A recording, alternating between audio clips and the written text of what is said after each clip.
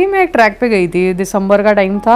अब मैंने चूज़ किया कि भाई स्नो में मुझे ट्रैकिंग करनी है। तो पहली रात थी, हम लोग रात को खाना वाना खा के टेंट वेंट लगा के बैठे हुए थे, बातें कर रहे थे एक दूसरे से। तो हमारे में ना 2 लड़के थे यार। अब वो 2 लड़कों ने ना अचानक से मुझे बोला, यार भी देखो वहाँ पीछे ना पेड़ पे ना मुझे कुछ हलचल महसूस हो रही, कुछ परछाई सी दिख रही है और ना पत्ते थोड़े से मूव कर रहे हैं वहाँ पे। हम सब ने देखा वहाँ पे सच में कुछ अलग लग रहा था। सब लोग रात को सोने चले गए। अब किसी को टॉयलेट आ जाती है यार, टॉयलेट करने के लिए एक बंदा निकला, टॉयलेट कर रहा है और देख रहा है कि वो लड़की वहाँ अकेले बैठी हुई है। वो लड़की के पास में जाके बैठ गया, क्या हुआ मैम, सब ठीक तो है, नींद नहीं आ रही आपको? बोला यार मुझे नींद नहीं आ रही। बोला अच्छा ठीक है चलो अपन दोनों बैठ के बातें करते हैं। उसके बाद में उसने प्यार से उसको गुड बाय बोला, गुड नाइट बोला। नेक्स्ट डे मॉर्निंग में उस बंदे ने वो लड़की के पास गया, चलो गुड मॉर्निंग, कैसे हो आज, ये ऐसे लुक दे रही है जैसे उसको कुछ हुआ ही नहीं।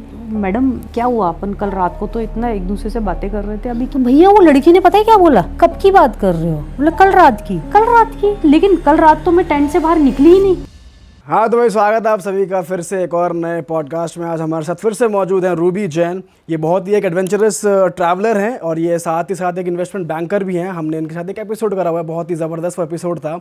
तो हमने सोचा क्यों नहीं फिर से इन्हें बुलाया जाए, क्योंकि इन्होंने जो कंट्रीज़ कवर करी हुई हैं ट्रैवल करते हुए, 30 से ज़्यादा कंट्रीज़ घूम चुकी हैं, 10 साल से ट्रैवल कर रही हैं। तो आज के एपिसोड में हम कवर करने वाले हैं कुछ ऐसी यूनिक प्लेसेस जहाँ पर ये गई हैं और इनके एक्सपीरियंस एकदम अलग हैं, चटक हैं बाकी सभी ट्रैवलर से। तो स्वागत करते हैं इनका फिर से हमारे शो पे। स्वागत है मैम आपका one more time. Hello everyone. Hello जी, कैसे हो आप? क्या बस मौज एकदम बाहर? बढ़िया, आप लोग भी अच्छे हो। Nice to meet you guys again. अच्छा मैम, लास्ट टाइम हमने जब बात करी थी तो हमने आपके एडवेंचर्स के बारे में बात करी थी, एडवेंचर एक्टिविटीज़ के बारे में बात करी थी। और इस बार हम थोड़े आपके पर्सनल एक्सपीरियंसेस जानेंगे, लेकिन यूनिक जगहों के, क्योंकि आप बहुत सारी यूनिक जगह भी ट्रैवल करते हो जहाँ नॉर्मली लोग नहीं जाते हैं।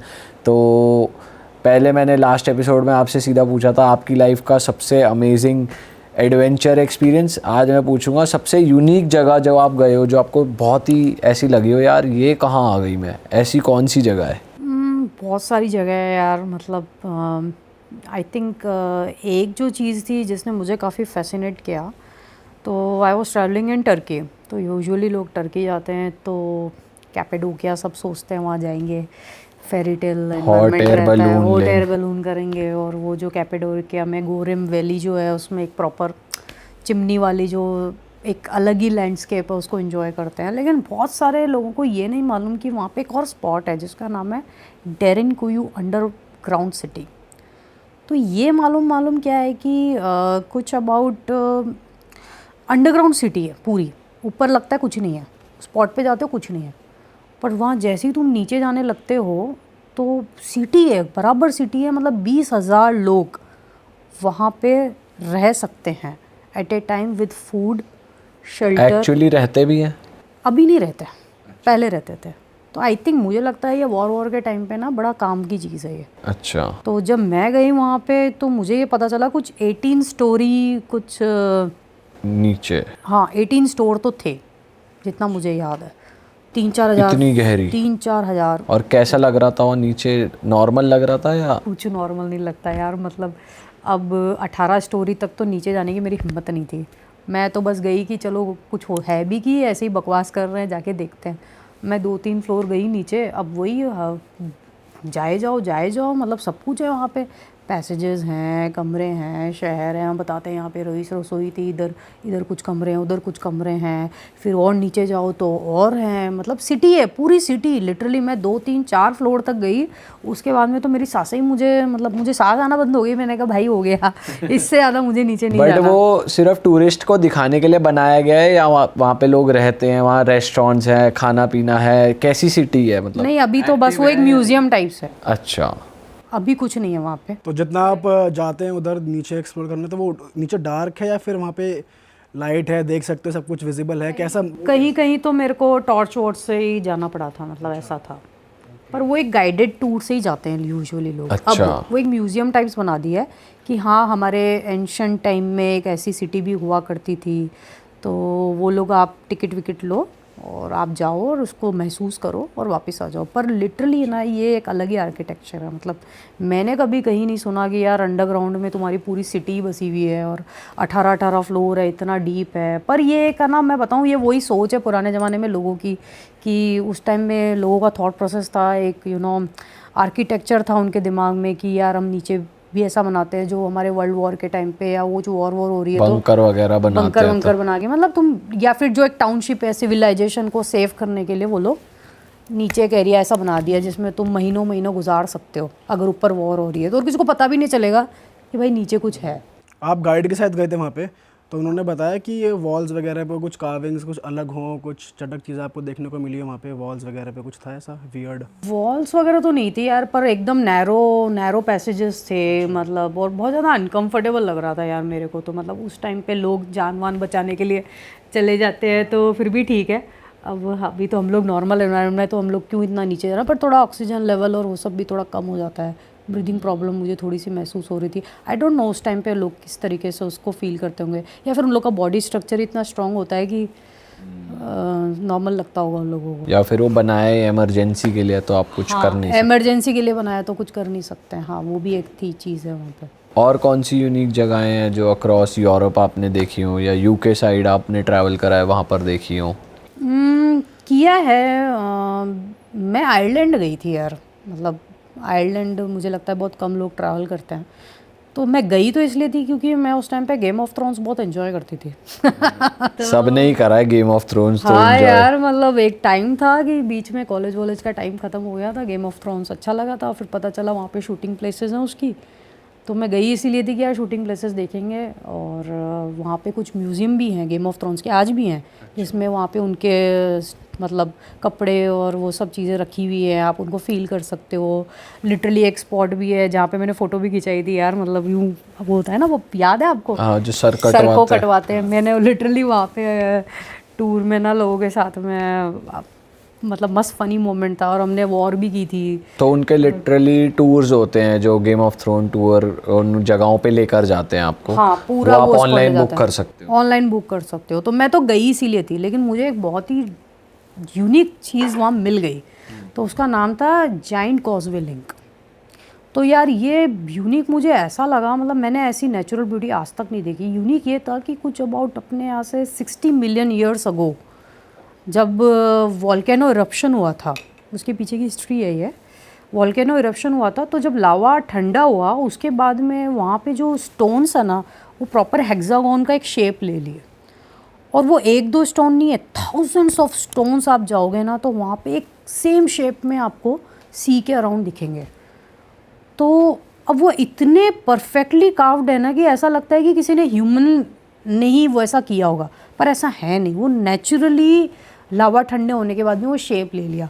तो वो जो एक प्रॉपर उसकी ब्यूटी है, सन के सी के आप पास में वो बने हुए हैं, और प्लस थोड़ा लावा वाला फील भी है वहाँ पे, तो वो एक मुझे बहुत ही यूनिक प्लेस लगी। थोड़ी एंशंट भी थी, ब्यूटीफुल भी थी, और एक अलग एक्सपीरियंस था which I think people should go and enjoy. इनका साइज़ कितना था स्टोन्स का, हेक्सागोनल स्टोन्स का? साइज़ वाइज तो नहीं मालूम, बट फोटो देख के मैं बता सकती हूँ, मतलब ऐसा कुछ आकार टाइप्स था, और सारे के सारे एक ही टाइप के थे। ये उसकी यूनिक चीज़ मुझे लगी। और आपने जैसे गेम ऑफ थ्रोन्स की बात करी, आप वहाँ स्कैंडिनेवियन कंट्रीज़ में भी गए हो, स्वीडन, डेनमार्क, तो वहाँ पर आप वाइकिंग्स वगैरह, जैसे एक वाइकिंग्स बहुत पॉपुलर शो है, उनकी विलेज वगैरह गए थे आप? वाइकिंग विलेज आई थिंक मैंने नीदरलैंड में ज़रूर एक्सपीरियंस किया उसको। अच्छा। हाँ, पर वहाँ पे मुझे वहाँ तो नहीं की मैंने। हाँ, पर नीदरलैंड का मुझे याद है कि वहाँ पे मैंने वाइकिंग एक विलेज थी, उसमें हम गए थे, और वो मुझे हल्का सा याद है। अच्छा। और आप और कौन सी यूनिक जगह आप बताना चाहोगे ऑडियंस को जो बहुत कम लोग ट्रैवल करते हैं? उसी एरिया में मुझे एक चीज़ थी जो बहुत फैसिनेट की थी, वॉज स्टोनहेंज। तो ये इंग्लैंड में मैं जब ट्रैवल कर रही थी, यूजुअली क्या होता है, हम लोग लंदन जाते हैं, ठीक है, लंदन में हम लोग अपना वही टावर देखते हैं, लंदन टावर, सिटी एंजॉय करते हैं, नाइट लाइफ देखते हैं, वहाँ के लोगों को देखते हैं। तो वहाँ से कुछ एक डे टूर जाता है, तो उसमें एक स्टोनहेंज करके, if you go and search, तो ये एक एंशिएंट प्लेस है। तो ये इतनी पुरानी है कि जो आपके पिरामिड ऑफ गीज़ा है ना, उससे भी ओल्ड है। अच्छा।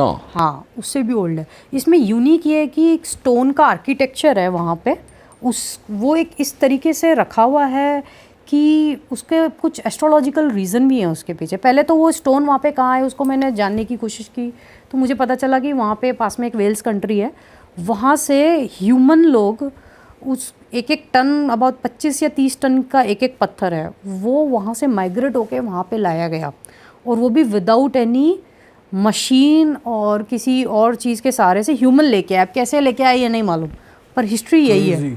हाँ, 25-25 टन है उनका वजन।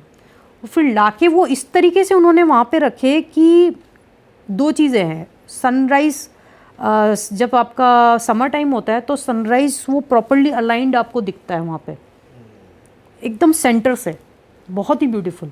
और ठंड के टाइम पे वहीं वहाँ पे सनसेट उसी पॉइंट पे वो ब्यूटीफुली अलाइंड दिखता है। तो ये जानने की बात है कि यार पुराने के ज़माने में लोगों में ना कुछ भी नहीं था, लेकिन उनका माइंड इतना स्ट्रॉन्ग था और उनका आर्किटेक्चर इतना स्ट्रॉन्ग था कि उन्होंने उसको इस तरीके से बना के रखा था, अलाइन कर रखा था। और ये भी बहुत एक मिस्ट्री है कि वो स्टोन्स वेल से इस कंट्री में कैसे आ गए। ये एक मिस्ट्री है, लेकिन जितना मैंने वहाँ जाके जानने की कोशिश की, ह्यूमन लोग ही लेके आए थे। और कुछ इसके पीछे एस्ट्रोलॉजिकल भी साइंस है जो इतना मैं डिटेल में पता नहीं कर पाई, पर वो भी एक मिस्ट्री है वहाँ पे। अच्छा। हाँ, पर वो लगते बहुत ही ब्यूटीफुल है। वहाँ का सनराइज़ और सनसेट दोनों ही बहुत ही ब्यूटीफुल, उनके सेंटर से देखने वाला है। यूके में काफ़ी पुराना आर्किटेक्चर प्रिजर्व कर रखा है उन्होंने, मतलब जहाँ वहाँ जाओ तो बहुत विंटेज फील आती है वहाँ की सड़कों पे भी, और वहाँ का आर्किटेक्चर बहुत ब्यूटीफुल है, बिल्डिंग्स वगैरह भी। चाहे स्कॉटलैंड देख लो आप, आयरलैंड देख लो, लंदन देख लो, है ना। आर्किटेक्चर मतलब उनका नेक्स्ट लेवल। स्कॉटलैंड पर्टिकुलरली ज़्यादा मुझे सुंदर लगा, वहाँ का आर्किटेक्चर वो बहुत अलग है, डिफरेंट है। हाँ यार, स्कॉटलैंड में मुझे जो एक ख़ास बात लगी, जब मैं ट्रैवल कर रही थी, मैं गई थी आइल ऑफ स्काई देखने के लिए, लॉचनेस, हाईलैंड्स और ये सब देखने के लिए, लेकिन जो चीज़ मुझे अट्रैक्ट की वहाँ पे वॉज एडिनबरा, वो वहाँ का कैपिटल है। तो पता है वहाँ पे क्या ख़ास बात लगी ना, मतलब हम लोग एडिनबरा में गए और लैंड होते ही मैंने कहा यार ये तो एकदम अलग अलग सिटी लग रही है। तो बोले क्या अलग लग रहा है, मतलब ना पूरी गॉथिक सिटी थी। पहली बात तो रात के टाइम पे आर्किटेक्चर उनका ऐसा है कि डार्क स्टोन से बना हुआ है, तो जो एक एक बिल्डिंग है, हर बिल्डिंग डार्क स्टोन से बनी हुई है।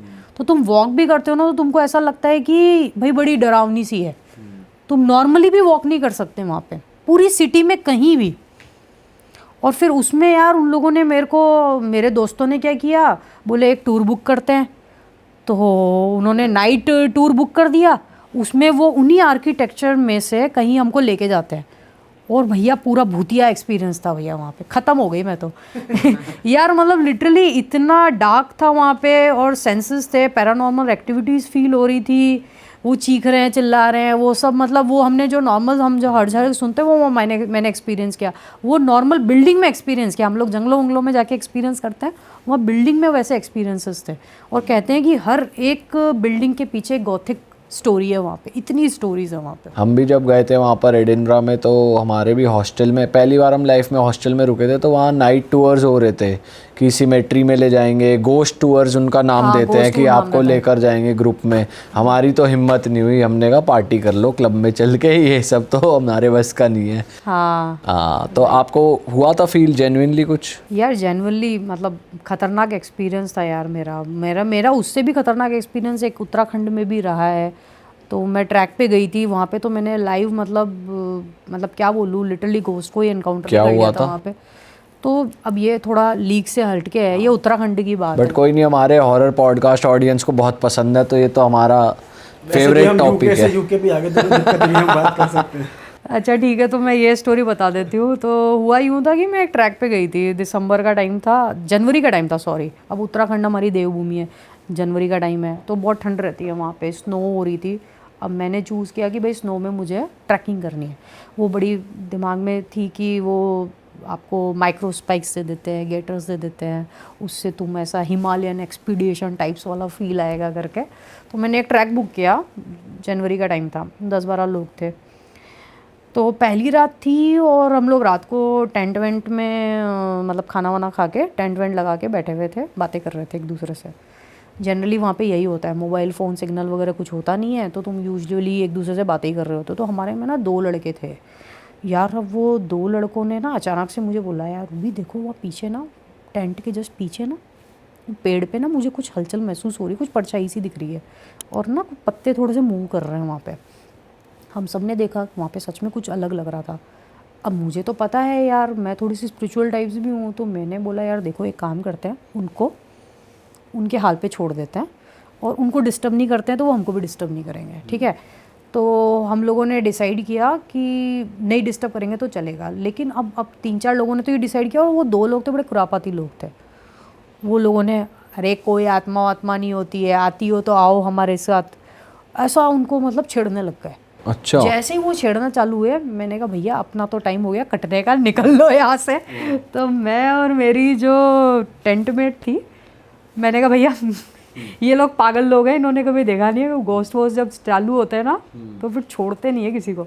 और हम लोग खड़े हैं उत्तराखंड में, देवभूमि है यहाँ पे, वानर राक्षस और व्यंतर सब घूम रहे होते हैं। मैंने कहा चलो अपन तो टेंट में जाके सो जाते हैं। मैं तो चली गई टेंट में जाके सो गई। उस दिन सुबह हुई और मैंने सबसे पहले अपने टूर गाइड को बोला, देखो हम लोग ट्रैक पे तो जा रहे हैं, लेकिन ये जो 2 लोग हैं ना ये बड़े शरारती लग रहे हैं, वो इन्होंने कुछ तो ऐसा फील भी किया, तो यहाँ सच में कुछ सेफ वेफ है कि नहीं है, मुझे तो आगे जाना सेफ नहीं लग रहा।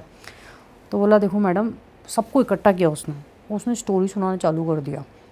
देखो भैया तुमको ये सब चीज़ें यहाँ पे नहीं करनी है, यहाँ पे सच में आत्माएं वास करती है, ठीक है। फिर उसने हमको एग्जांपल दिया कि पिछले ही टूर में, मतलब हम लोग आए हैं उसके पहले ही वाले टूर में ऐसा एक इंसिडेंट हो गया था। मैंने कहा क्या हुआ था सर, बताओ थोड़ा सा, ताकि हम लोग भी एजुकेटेड रहें।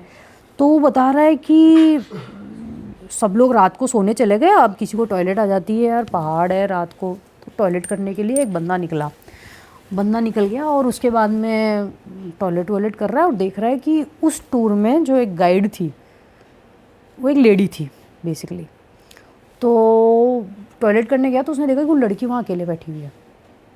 उसको समझ नहीं आया, उसने वॉशरूम गया, उसके पास में वो लड़की के पास में जाके बैठ गया। क्या हुआ मैम, सब ठीक तो है, नींद नहीं आ रही आपको? बोला यार मुझे नींद नहीं आ रही।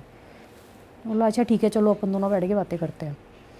अब वो दोनों बैठ के वहाँ पे चांद सितारों की बातें कर रहे हैं, यहाँ की वहाँ की सब बातें कर रहे हैं। वो अपनी पुरानी शहर की स्टोरियाँ सुना रही है। तो मतलब दोनों एक दूसरे से ना घुल मिल गए, अच्छे दोस्त टाइप्स बन गए। 1-2 घंटे खूब बातें की। अब वो लड़का लड़की हैं, अकेले हैं, इमोशंस थे, चलो ठीक है, they have good time, they had good time.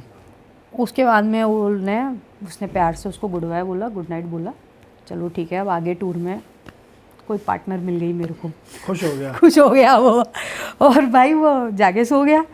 अब वो टूर गाइड, हमारा वाला जो टूर गाइड था, वो बता रहा है स्टोरी। उसने बोला यार फिर नेक्स्ट डे मॉर्निंग में उस बंदे ने वो लड़की के पास गया, चलो गुड मॉर्निंग कैसे हो आज, ये वो लड़की उसको बोल रही है, ऐसे लुक दे रही है जैसे उसको कुछ हुआ ही नहीं। उसने बोला यार मैडम क्या हुआ, अपन कल रात को तो इतना एक दूसरे से बातें कर रहे थे, अभी क्या हुआ अचानक से? इतनी बढ़िया, इतनी गुफ्तगू हुई, अब क्या हो रहा है? तो भैया वो लड़की ने पता है क्या बोला, कब की बात कर रहे हो? बोले कल रात की। लेकिन कल रात तो मैं टेंट से बाहर निकली ही नहीं। तो मतलब उस मोमेंट पे वो लड़का सोच रहा है, तो मतलब मैं 2 घंटे किससे बातें कर रहा था वहाँ बैठ के? अरे बाप रे। तो ये ना एक रियल लाइफ स्टोरी है। तो what I am trying to tell कि जो हमारे टूर गाइड ने बोला, भैया तुम यहाँ देवभूमि है, इन चीज़ों को नॉर्मल मतलब किसी के साथ कभी भी कुछ भी हो सकता है यहाँ पे, तो तुम थोड़ा एहतियात से रहो। हम लोग वैसे भी नीचे साइन वाइन करा के आए हैं, कोई यहाँ पे कोई लेवे गया या पकड़ के टेंट के नीचे से मतलब पैर पकड़ के भी खींच लेते हैं रात को, अगर वो लोग को लगता है कि ये क्योंकि हम तो उनकी टेरिटरी में आए हुए हैं ना यार, हम तो ट्रैक करके सबमिट करके निकलने वाले, वो उनकी टेरिटरी है। जब उनको लगता है परेशान कर रही हैं तो टेंट से खींच भी ले जाते हैं। कोई स्पिरिट वगैरह ये? हाँ स्पिरिट वगैरह। तो नीचे आपसे साइन कराते हैं इस चीज को लेकर कि हमारी जिम्मेदारी नहीं? हर एडवेंचरस एक्सपीरियंस में होता है कि वो तुमसे पहले ही साइन करा लेते हैं, हमारी कोई जिम्मेदारी नहीं। मुझे लग रहा है आपने कोई ऐसा एडवेंचर किया नहीं है जहाँ साइन ना कराते हो। आपने हर जगह साइन ही करे, आपको मजा नहीं आता उसके? आप जान हथेली पे ही लेके चलते हो, लो जी। नहीं ऐसा नहीं है। आई थिंक बस लाइफ को अलग तरीके से एक्सपीरियंस करनी है, लेकिन मैं हमेशा कैलकुलेटेड रिस्क लेती हूँ। ऐसे मैं अब उन लड़कों की तरह नहीं हूँ। फिर उसके बाद आपके साथ कुछ हुआ ग्रुप के साथ आपके? यार अब वो लड़के तो बड़े शरारती थे, ऑल्दो हमारे उन्होंने सबने बता दिया कि इस तरीके से चीज़ें होती है, तो तुम लोग थोड़ा कंट्रोल में ही रहो। तो अब यार हमने सोचा आज रात को कहीं भाई हमारी आत्मा हमारे पीछे ना पड़ जाए, तो हम लोगों ने क्या किया, खाना खाने के बाद में रसोई टेंट होता है, उसमें हम लोग सब लोग बैठ गए और साथ में खाना वाना खाया। और थोड़ी देर में हम लोग पता है क्या देख रहे हैं, बाहर ना कुत्ते भौंक रहे हैं। स्नोफॉल हो रही थी, स्नोफॉल स्टार्ट हो गई थी, अबाउट -9 डिग्री टेम्परेचर था और जनवरी का टाइम था, तो भर के बाहर स्नो हो रही है, बाहर तो जा ही नहीं सकते, कड़ाके की ठंड।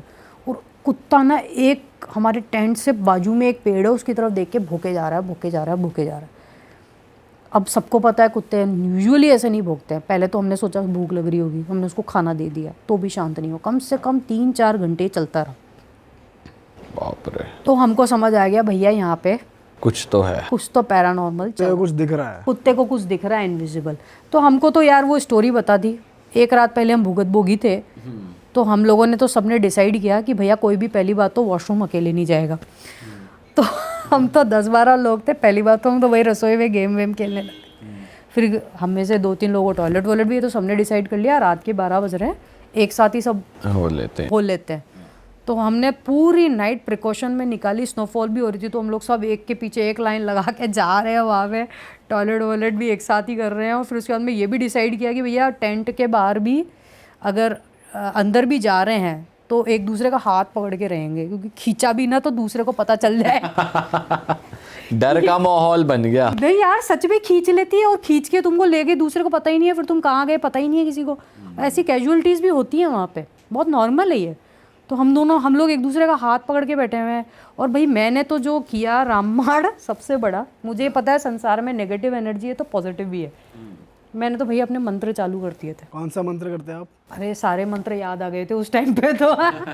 लॉर्ड शिवा है, अब उत्तराखंड है तो शिव के ओम नमः शिवाय, आशुतोष, शंकर शिवा, मतलब कौन कौन से, मेरे को तो सारे स्तवन याद आ गए थे। और मेरे को ही नहीं, सभी को ही आ गए थे। सभी लोग अपने अपने टेंट में वॉशरूम होके गए, तो जोड़े में गए सब लोग, और सब ने मतलब अपने टेंट में भजन ही चल रहे हैं सबके। तो ऐसा एनवायरनमेंट हो गया था। तो मतलब मेरे कहने का मतलब ये है कि फिर वो जो पॉजिटिव एनर्जी थी, तो उससे हम लोग थोड़ा सा अपने आप को नॉर्मल फील करा पाए। फिर भी यार रात को हर टेंट के बाहर कुत्ता भौंक ही रहा था, कभी इस टेंट के बाहर उस टेंट के बाहर। और बाहर में हमको ऐसे ऐसे कोई हाथ के निशान भी मतलब ऐसे ऐसे कर रहा है। पर हम लोगों ने वही प्रिकॉशन लिया, भजन लगाओ, हाथ पकड़ के रहो, और पैरों को ऐसे स्क्वीज करके थे ताकि टेंट के बाहर एक कोई खींच ना पाए। तो हमने सारे प्रिकॉशन लिए, तो जो बाहर हो रहा था वो होता रहा, हम बचे रहे। और नेक्स्ट डे मॉर्निंग में भाई कट लिया। और मैंने तो ये सोच लिया अब मैंने ज़िंदगी में दोबारा किसी उत्तराखंड में नहीं जाना। बर्फ में तो बिल्कुल नहीं, और ठंड में बिल्कुल नहीं। रात के -9 डिग्री में भाई कोई आत्मा, और ऐसे लड़के अगर तुम्हारे ग्रुप में आ जाए शरारती, खत्म हो तुम तो भाई, जान बचाओ भागे। हम तो भाई नेक्स्ट डे मैंने सबमिट किया और निकल लिया। तो ये इस तरीके का एक्सपीरियंस रहा था मेरा। आपके साथ जैसे आप फीमेल ट्रैवलर हो, और मेरे को लगता है थोड़ा मुश्किलें भी बढ़ जाती हैं अगर आप फीमेल, वो भी सोलो, आप काफ़ी ट्रैवल करते हो, तो क्या क्या चैलेंजेस आते हैं? जितनी भी लड़कियां ये पॉडकास्ट देखेंगी, तो अगर उन्हें ट्रैवलिंग शुरू करनी है, या कुछ टिप्स आप देख पाओ, या कुछ आप अपने एक्सपीरियंस से कुछ समझाना चाहो तो। यार देखो, अब फीमेल हो, ऑब्वियसली फीमेल कहीं भी जाएगी तो कुछ ना कुछ तो सबके साथ कहीं ना कहीं एनकाउंटर होता ही होता है, फॉर श्योर। हमने महसूस किया, मेरे साथ भी हुआ है यार। मैं मतलब ना एक बार अब मैं बहुत ज़्यादा तो डिस्क्लोज़ नहीं करूँगी चीज़ों को, थोड़ा कॉन्फिडेंशियल रखना पड़ेगा मुझे, बट ठीक है, फिर भी फीमेल जो ऑडियंस है उनके लिए मैं बताना चाहूँगी। तो एक बार मेरे साथ क्या हुआ, मैं क्रूज़ में थी, ना तो किसी कंट्री, आउटसाइड इंडिया, कोई क्रूज़ में थी मैं। तो कोई कंट्री नहीं है, ना इंडिया है ना फॉरेन है, वाटर है उसमें, क्रूज़ में है। अब हम लोग मैं तो अकेले गई थी, पर हम लोगों ने क्रूज़ के लिए कुछ डेज़ का ग्रुप टूर ज्वाइन कर लिया था मैंने। अब उसमें थे कुछ फॉरेन नेशनल्स भी थे और कुछ इंडियंस भी थे। तो मेरी कोई 2 दोस्त बन गए थे वहाँ पे, तो हम लोग सब साथ में चिल कर रहे थे। हुआ यूँ कि मुझे पता चला कि एक बंदा था हमारे ग्रुप में ही, अचानक से ना काफ़ी मतलब ओवरली ऐसी मतलब क्या बोलूँ, अब मैं चैनल पे हैं हम लोग, बताओ ना, मतलब बोलना ठीक नहीं है। एवरी वुमेन नोज़ कि काफ़ी अनकंफर्टेबल फील करा रहे हो आपको बाय लुक, बाय टच और व्हाटएवर। तो डिटेल में मैं नहीं बताना चाहूँगी, पर मैं ये इसलिए बता रही हूँ कि हुआ यूँ कि कुछ तरीके से one person approached me like that. अब मेरे को समझ नहीं आया, पहले तो मैंने डिस्टेंस बनाना चालू किया, पर ये 2 या 3 बार जब मैंने फेस किया तो मुझे सेकंड टाइम में मैंने मेरे दोस्तों को बोला, यार ये इस तरीके से मुझे थोड़ा ठीक नहीं लग रहा है इस बंदे के अराउंड। तो फिर मुझे पता चला यार भैया वो इंडिया में हाई रैंकिंग कोई सिविल सर्वेंट था। ओह, पावरफुल बंदा। उसके हमने गूगल करके देखा तो lot of information was there. मैंने कहा यार ये बंदे जो पावर में हैं, इनके अराउंड तो हमको सेफ़ फील होना चाहिए, इसी के अराउंड मुझे अनसेफ फील हो रहा है, ये क्या बदतमीजी है। अब यार लोग हॉलीडे पे जाते हैं फॉरेन में, सोचते हैं फीमेल ट्रैवलर है, अलोन है, तो चलो कैसे भी मस्ती कर सकते हैं, एंजॉय कर सकते हैं। ऐसा नहीं है भाई। तो मैंने जब बात ऊपर से गुजरने लगी दूसरे अटेम्प्ट तीसरे अटेम्प्ट में, मैंने लिटरली सबके सामने उसको कन्फ्रंट कर लिया, ख़तरनाक तरीके से कन्फ्रंट कर लिया। उसकी हो गई हालत टाइट। और उस टाइम पे मुझे बाकी ट्रैवलर वुमेन ने बताया कि उनके साथ भी ऐसा हुआ। मतलब वो सभी के साथ कर रहा था यार। मतलब जो भी हम लोग 8-9 वुमेन थी जो सोलो ट्रैवल कर रही थी उस टाइम पे, अलग अलग नेशनलिटी से। तो सब ने बताया यार मेरे साथ भी ऐसा हुआ, मेरे साथ भी ऐसा हुआ। लेकिन क्या होता है, यूजुअली फीमेल ट्रैवलर्स क्या होती हैं, सोचती हैं हम अकेले ट्रैवल कर रही हैं तो let's just avoid, they don't voice out.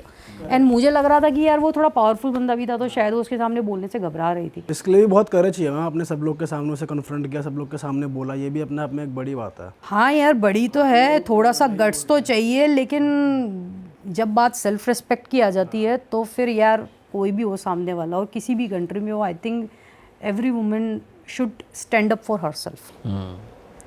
तो पर हुआ यूँ कि फिर उसने बोला यार, मेरे बाकी सब आई विटनेस भी थे, तो फिर फाइनली देखो बहुत ज़्यादा तो नहीं बोलूँगी, पर ये हुआ कि उसने फिर मेरे पैर वैर पकड़ के मुझसे सॉरी वॉरी बोला कि आप मेरी कंप्लेंट मत करो, क्योंकि फॉरेन टूर में थे तो जैसे भी कंप्लेंट होती थी उसको तो उधर जेल वेल हो जाती थी और बहुत बड़ा ड्रामा हो जाता। तो उसने मेरे पैर ही पकड़ लिए, बोले हमारे इंडिया में देखो फॉरगिवनेस भी होती है, ये हॉलीडे पे आए हैं हम, आगे से नहीं करूँगा ऐसा वैसा। तो फिर वो बाकी वुमेन और सब ने मिलकर डिसाइड किया कि ठीक है जाने देते हैं, इसने पैर वैर भी पकड़ लिया। तो किसी ने उनकी वीडियो नहीं बनाई पैर पकड़ते हुए? वो वीडियो भी यहाँ लगवा देते हैं, फेस ब्लर कर देते हैं। नहीं यार देखो, अब करने को तो बहुत कुछ किया भी जा सकता था, पर अब उसने पैर ही पकड़ लिए तो कोई क्या ही करेगा फिर बताओ।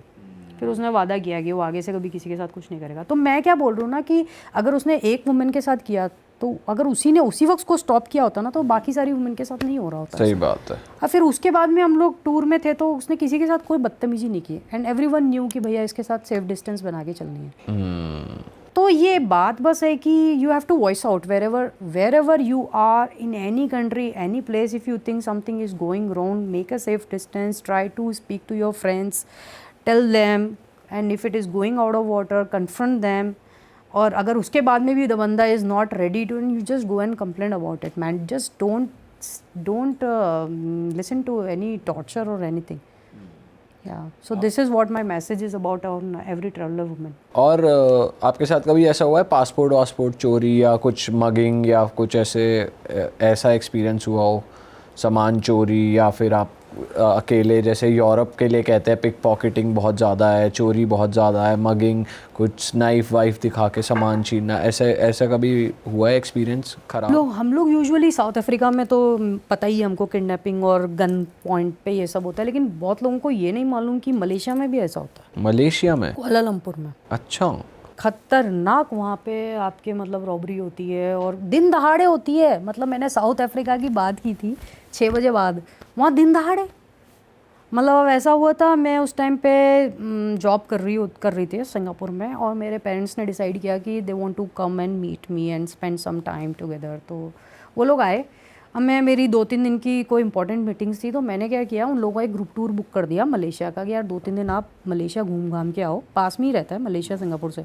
2-3 दिन आप वहाँ घूम के आओ, फिर हम वापस मेरे पास आओगे तो हम लोग कंटिन्यू करेंगे अपना ट्रैवल। तो मेरे साथ 1-2 दिन सिंगापुर थे, फिर वो लोग का ग्रुप टूर बुक कर दिया था, उसमें मोस्टली इंडियंस थे। अब भाई उनके साथ पता है क्या हुआ, कुआलालंपुर पहुँचे, 3 दिन का टूर है। अब मेरे पेरेंट्स हैं इंडिया से आए हैं मम्मी, उन्होंने क्या किया, अपने सारे वैल्यूबल्स उनके पर्स में थे, पैसे, cash, mobile, camera, tell everything she has put in the phone. और वहाँ पे वो कुआलालंपुर में